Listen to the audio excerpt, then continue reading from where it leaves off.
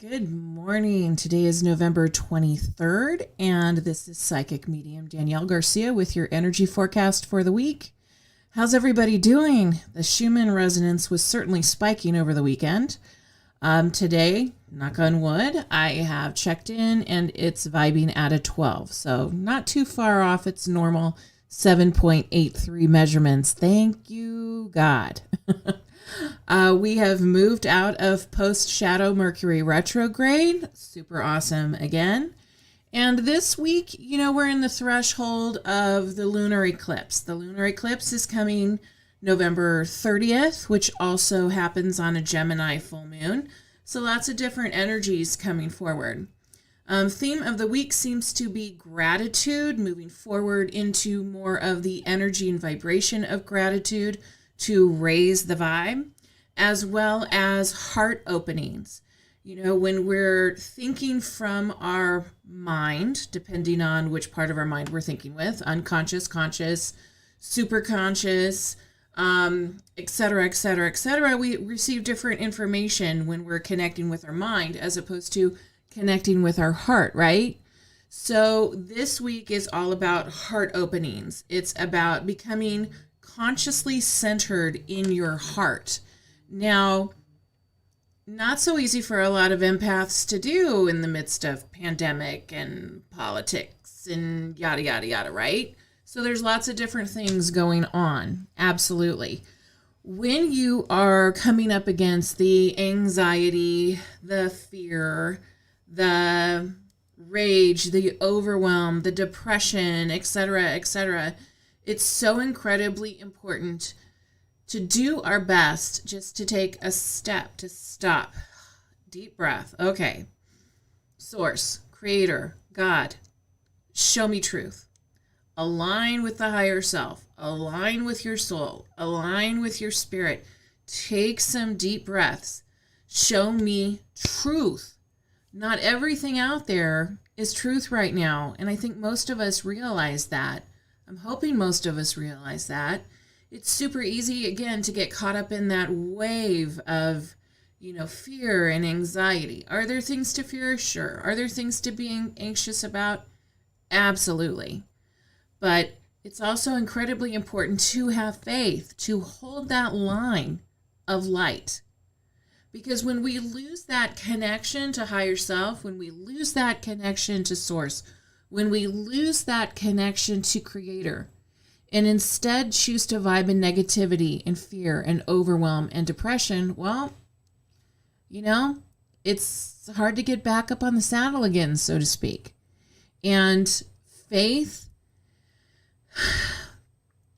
and light are unwavering. It doesn't mean that we're not human and we don't have bad days. It doesn't mean that everything is all rainbows and unicorns and sunshine 24/7. It's not. We're human.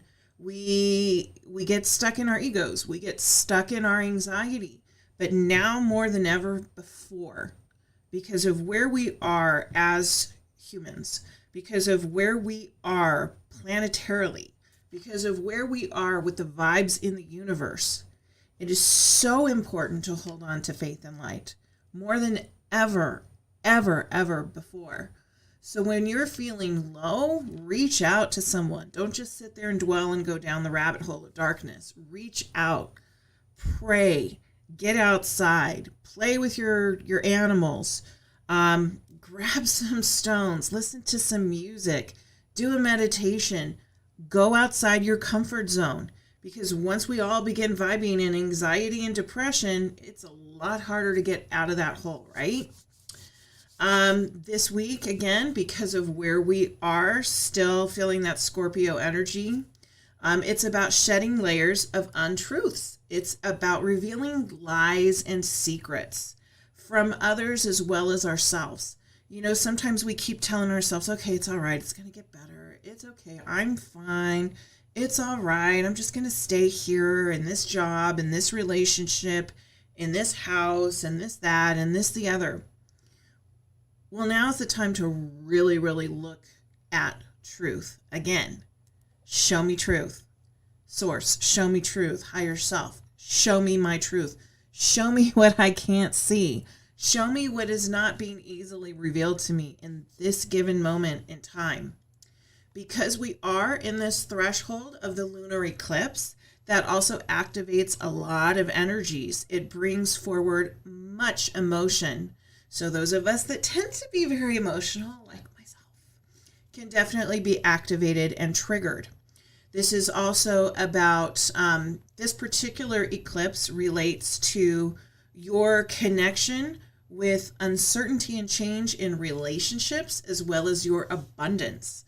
So it has to do with your romantic relationships, your family relationships, your friendship relationships, your coworker relationships, as well as your relationship to abundance. Abundance of money, abundance of health, abundance of faith, etc., etc., etc. So don't be surprised if insecurities and anxieties come up in regards to that. Don't be surprised if changes happen in your relationship. Now, knowing this, and I truly believe that knowledge is power, we can actually harness the energies of this threshold of the eclipse, the lunar eclipse that's coming in. So if we know ahead of time, hey, I'm an emotional person, I'm an empath, I'm a sensitive, I tend to be triggered and activated. So when those little issues come up of, oh my God, I can't believe he's doing that, or oh my God, I can't believe my mother said that, we have this awareness that, okay, this is a time where these things are going to come to light. And if I know that, it's easier for me to take a step back and take the observer's role, as opposed to being right in the thick of things and getting into the drama and trauma of it. If I can take a step back and say, wow, you know what? I usually always react when my significant other acts like this, but you know what? In the grand scheme of things, is it really that big of a deal? What am I putting as a priority right now? If I can take a look at it like that, if I can step back, if I can be the observer instead of the instigator, or instead of the active participant, I can choose how I act and react in that moment. And not only can I choose how I act, I can create a change not only in my behavior, but because I'm changing my behavior, the behavior of other people around me tends to change because they're used to me reacting and acting a certain way, right? So when I change that, they're going to be taken aback. They're going to have to change their way of acting and reacting to me. It's very much like a harmonic dance. And the same thing comes true with our abundance. If we're worried and worried and worried and worried and worried that we're going to get sick, we're going to get sick, we're going to get sick, we're going to get sick, we're going to get sick, you're probably going to gravitate towards that. You're probably going to bring that to you. And whether it's COVID or the flu or a cold or an ulcer or a mental breakdown, whatever that might be, we create our existence. We create our reality, right? So take a moment when those insecurities, when those fears, when those anxieties come up. Take a moment, step back. Look to see how you're participating. Look to see your part of this, because that's really all you can control, right? You can't control how other people act and react. You can't control COVID. You can't control the flu. You can control how you think about it. You can control how you feed your immune system. There's all sorts of different things that you can control. So take control, because when you take control of your behavior, when you take control of your part of the relationship to whatever it is, then you're not feeling insecure anymore.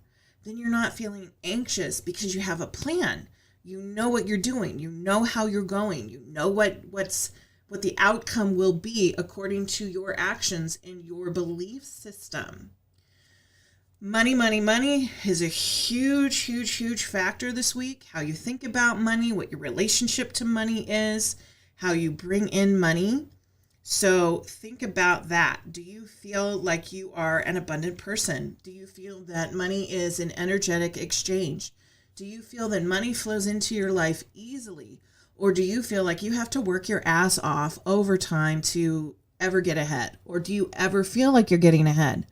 Really look at your relationship with money now in this threshold of eclipse energy, because there's a great healing to be had both with abundance with finances, also with abundance with health, also with abundance with love and relationships. So allow yourself to be the emotional detective, if you will. Kind of put your little, self-therapist hat on and take a look and start evaluating some of your reactions, your behaviors, your belief systems. There are new paradigms coming all the time, right? So we're not set in a way of acting for the rest of our lives. We continue to grow. We continue to mature. We continue to change. So our behaviors and our beliefs can go along with that change. Absolutely. Intuition is incredibly high during eclipse season. Absolutely. So watch out for those red flags. Trust your gut and continue to ask to see truth. This particular eclipse coming through is set up energetically to basically unload the emotional baggage, has the potential to unload the emotional baggage of the last 6 months and be an emotional reset. Now, who doesn't want that? But again, you have to work it. You have to participate at it. It's not like, okay, here the sun and the moon are going to align, and all I got to do is just stand here, and all my emotional baggage is going to fade away. Woohoo! Nice job. Go me. I wish it was that easy, but it's not. You have to work it. You have to look at it. These energies are meant to be felt. They're meant to trigger us. They're meant to bring us to a higher vibe. They're meant to give us an opportunity to heal and become stronger. One other thing I wanted to touch on as well is many of you have been reaching out to me in regards to the energies of 2020, right? Crazy, I know. A lot of different light workers have been feeling like, there's something I need to do. I know I'm supposed to be doing something, but I don't know what it is. I'm questioning my life purpose. What I've noticed with a lot of people that are getting triggered this way is that these are people that have existed during the times of Lemuria. For those of you unfamiliar with Lemuria, Lemuria was the first civilization of humanity here on Earth. Many different souls from many different parts of the universe decided to come and play human to see what that experience was going to be like. And during those times of Lemuria, especially the golden times, I should say, the civilization just thrived. It was all for highest best good. This community was absolutely amazing. And people would channel in light from other galaxies and star systems, and everyone worked together. There wasn't necessarily the hierarchy that we see now in our existence. And negativity and thoughts and feelings of greed or power really weren't there until the darkness entered the situation. And it started out with an infatuation with darkness, with dark energies coming in and tempting someone that was responsible for a pretty significant role. And that person was,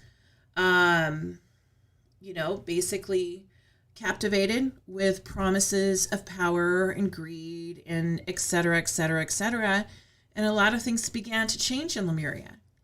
And many people in Lemuria just kind of went with the flow of it. They didn't listen to their gut.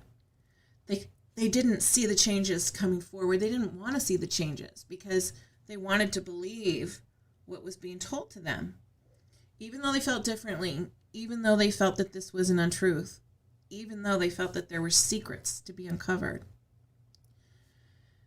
Well, the darkness did invade this beautiful paradise, and tsunamis and volcanoes and et cetera, et cetera, et cetera, and Lemuria was dispatched. Many people died. The civilization was torn apart. The continent itself was torn apart. And those that survived went on to places like ancient Egypt and other places around the world to start many of our ancient cultures that we're aware of right now. These souls that were there, many of them are present right now, and they're encountering that same type of vibration that they felt then. Something is amiss. There is darkness present that wants to take over the light. Don't know what to do. Do you put your warrior of light suit on and go to battle? Do you protest in the streets? What do? You hold the light. You proclaim and you know with every single cell of your existence that light is stronger than darkness. You hold the line. You ground that light through your body, through your soul, into Mother Earth, into the etheric fields each and every day. And that light is contagious. When you hold that light indeed is infectious. Much more than any dis-ease, much more than any virus on this planet. If you took time, the same time that you've been plugging into drama and fear and trauma, how much time a day do you spend on that? Your social media feed, the news, the text from friends, family members. How much time are you spending on drama and trauma? How much time are you spending on fear? Flip that switch. What if you spent that same amount of time grounding the light, grounding your faith, asking Source, show me truth, show me my next steps, guide me, connect with your team, connect with your angels, connect with those Lemurian elders and ancestors that still exist all around us. It's time. It's time to gear up. It's time to hold the light. Hold the line. Don't lose your faith. Don't repeat ancient history. The end result here is undecided. Be the change. Hold the line. Hold the light. Establish your faith. Take time each day to do that. So, I am drawing today from a new deck I got that I really enjoy. It's by Izzy Ivy, called Beyond Lemuria. And thank you, Kristen, so much for turning me on to this deck. So let me pull a few cards and see if it kind of lines up with our forecast for the week.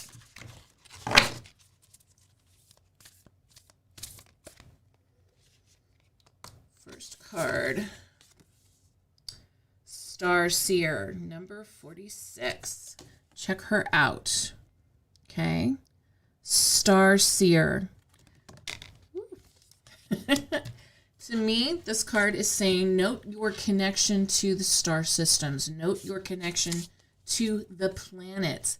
Be aware of those energies coming forward so that you can utilize them to be the shift and positive change in your light. You know, when planets change, when the universal vibes change, it doesn't mean that we have to go hide out in a selenite cave with a case of wine, as tempting as that might sound. It means that we, you know, again, like the weather report. Okay, I need to bring my umbrella today. Look at it that way and harness those energies. 21, communication, co-creation. Ooh, I really love this energy too. Let me see if I can get, there we go. There you can see it without the glare. Now, when I feel the energy of this card, this actually is not just about our communication. There's a beautiful portal of energy within the heart and the person here in the center, the soul in the center. It's co-creating with others, holding on to that heart-centered energy, holding on to faith, holding on to light, holding on to trust. This is also a very, very cosmic card from my perception. So it's also reaching out to those planetary light beings that we are connected with. And conclusion card for the week. Drum roll, please. Dun, dun, dun, dun. Earth Star Chakra Initiation. Very powerful card. Let's take a look at this guy and let's break it down. So we have third eye on a lotus, opening, awareness, psychic sense. We have another lotus depiction up here along with other crystal energy, far and high above, your connection to higher self. Another confirmation and grounding that light, grounding those energies on earth for highest, greatest good of all. Be the change, dear ones. It's up to you. We get to choose. We get to decide. We get to create. Create well. Make good choices. Be the change. Hold the line. Hold the light. Have a blessed week.